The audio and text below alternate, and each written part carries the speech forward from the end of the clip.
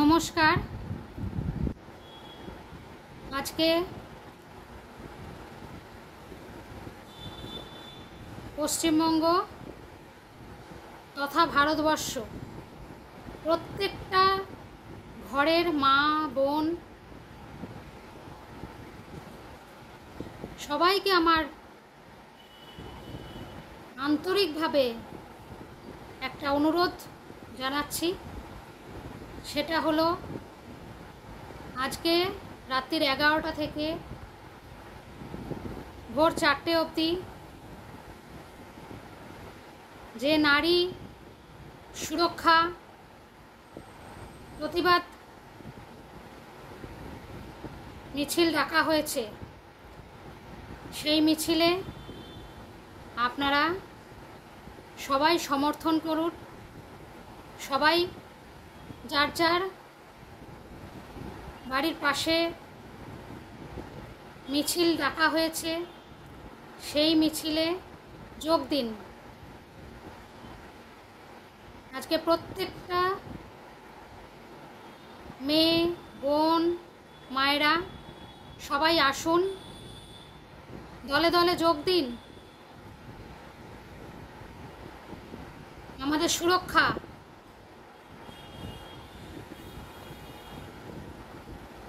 আমাদের শারীরিক মানসিক সুরক্ষা দুটোই দরকার। আজকে রাতে যে মিছিলটা আমাদের নামা হবে, যে নারী আজকে আমাদের পশ্চিমবঙ্গে সুরক্ষা নেই, সেই পশ্চিমবঙ্গে নারীরা কিভাবে সুরক্ষিত হবে সেই ভেবেই আজকে মিছিলটা ডাকা। আপনারা দলে দলে যোগ দিন। যারা বাড়ি থেকে বেরোতে পারবেন না, তারা বাড়িতে অন্তত রাত্রির 11টার সময় মনে মনে শপথ গ্রহণ করুন, যাতে আমরা নারীরা সুরক্ষিত হই। তার জন্য কি করা উচিত, কিভাবে আমরা সুরক্ষিত হব। প্রত্যেকের ঘরে মেয়ে বোন মা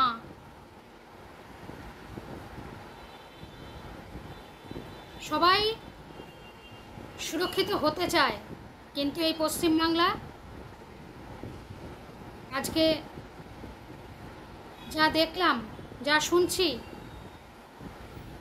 কেউ সুরক্ষিত না। আমরা কোন দেশে বাস করছি নিজেরই লজ্জা করে। যে ডাক্তারের কাছে আমরা যাই, যে ডাক্তার আমাদের রোগ সারিয়ে তোলে, জীবনটাকে আবার সুন্দর করে বাঁচতে শেখায়, সেই ডাক্তারই আজকে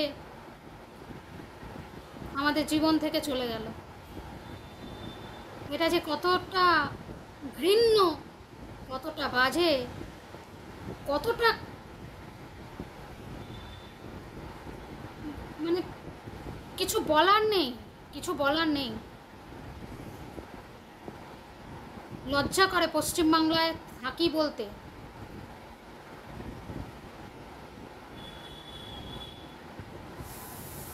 তাই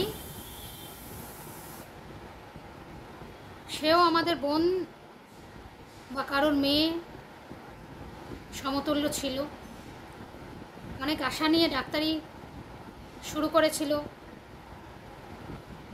আজকে আসুন আমরা সবাই হাতে হাত ধরে অন্তত তার আত্মার এটুকুনি শান্তি কামনা করতে পারি, যে তোমার পাশে আছি বোন।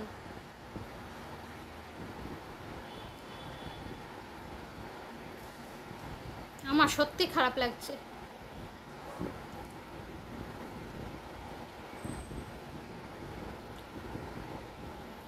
এর বিচার চাই।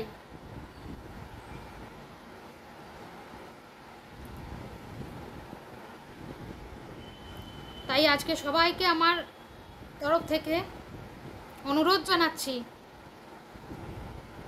আপনারা এই প্রতিবাদ মিছিলে পাশে থাকুন, সাথে থাকুন। আর প্রত্যেক বাড়ির নারীদের, মা বোন, তারা সবাই লড়াই করতে শিখুন, সবাই লড়াই করুন, সবাই জাগুন। দেখুন কি অবস্থা পশ্চিমবাংলার, আমরা কোথায় সুরক্ষিত?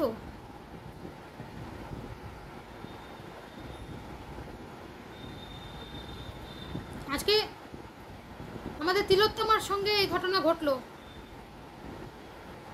কালকে কোন তিলোত্তমার সঙ্গে ঘটবে আমরা জানি না, কিন্তু এটা ঘটার আগে আমাদেরকে এটা বন্ধ করতে হবে, প্রতিবাদ জানাতে হবে। তাই আমি সবাইকে অনুরোধ জানাচ্ছি, আমাদের তিলোত্তমার পাশে থাকুন।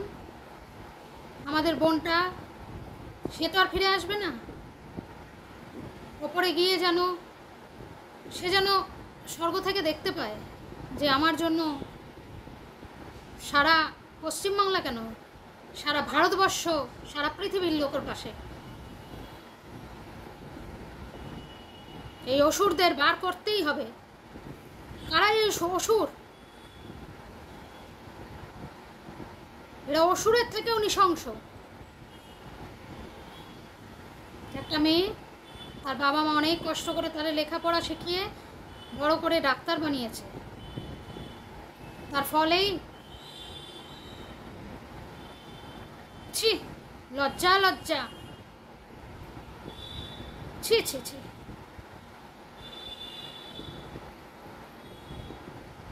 পাশে আসুন, পাশে থাকুন। রাত্রির 11টায় যারা বাড়ি থেকে বেরোতে পারবেন না, তারা ঘর থেকেই এই প্রতিবাদ মিছিলে সামিল হন।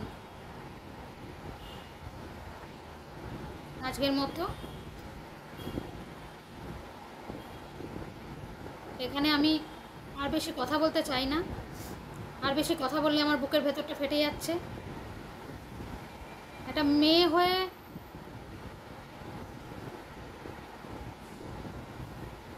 কি বলবো, যখনই ছবিটা দেখছি আর শুনতে পাচ্ছি খুব কষ্ট হচ্ছে।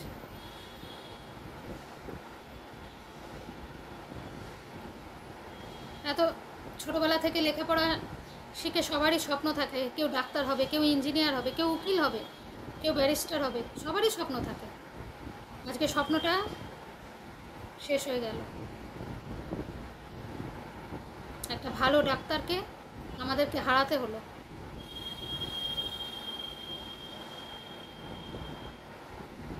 আর আমি কিছু বলতে চাই না। নমস্কার।